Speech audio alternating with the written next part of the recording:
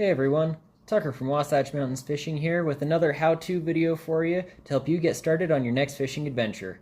Today we're going to be talking about how to rig your bait lines, and to help me, I'm going to show you a few clips from some of my previous fishing videos where I talk about how I like to rig my bait lines when I'm fishing for trout.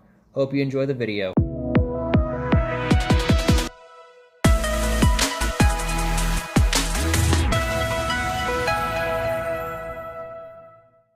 On one of my baits, I'm putting fluorescent orange power bait. See, what you want to do is you just want to make it into a little ball like this, and then I just take it and slide it right onto my hook, form it around the hook, and that's going to keep that hook floating up off the bottom a few inches. So that'll help the fish see it a little better. The other bait color I'm going to be throwing out there is chartreuse. That's the orange and chartreuse are my two most successful power bait colors. So what I do is I'm going to take one of those baits and hook it on the end of my leader here, just like in my how to start shore fishing video. I have one of those leaders tied up, so I got a swivel up here as well, and I'm going to put one bait up higher on the leader, and then you have one bait down a little lower on the leader, so it allows you to double your chances of catching fish in essence. So on this line, I'm doing something similar to my other one. I'm also going to have two hooks on this line, but I'm putting a worm on the bottom hook and rainbow, which is green and yellow power bait, together on the top hook with a weight on there. And then above all that, there's this large float. So that worm will be sitting maybe like 4 or 5 feet deep in the water, because I'm not really sure where the fish are sitting at in the water column. So this way I can fish multiple areas of the water column, up a little higher and down a little lower with my bottom rod, and we'll see if we don't catch anything. So on this line here, I'm doing something a little different than what I normally do.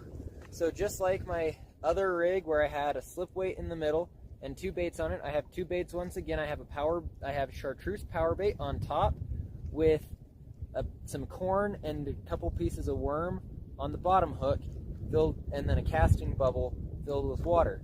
The reason why I'm using a casting bubble instead of a weight on this one is so that way I can get this out farther, as well as get this in fish multiple depths, because this will sink slowly through the water column, and it'll allow fish that are spread throughout the water column to have more of an opportunity to see my line. This rig is what I affectionately like to call my wacky rig. So it's the same principle. You got a bait on top, bait on bottom. The thing that's a little different is that you're using a slightly larger slip weight, and then above that top bait you have a float. Now this slightly larger slip weight is going to sit right on the bottom, and this float is going to keep your top bait up off the bottom. So what I like to do is I like to fish this with power bait on my bottom hook, so that way it floats up off the bottom, and then I like to use some bait that's not going to float very easily. So something along the lines of a worm and corn, or salmon eggs, something that might be drifting through the water that a fish would see and go after, but not something that would float off the bottom regularly. Thanks for joining me and watching this video today. Hope you enjoyed it. Don't forget to hit that like and subscribe button if you found it helpful. Make sure you share it with your friends. Tight lines. Good luck, everyone.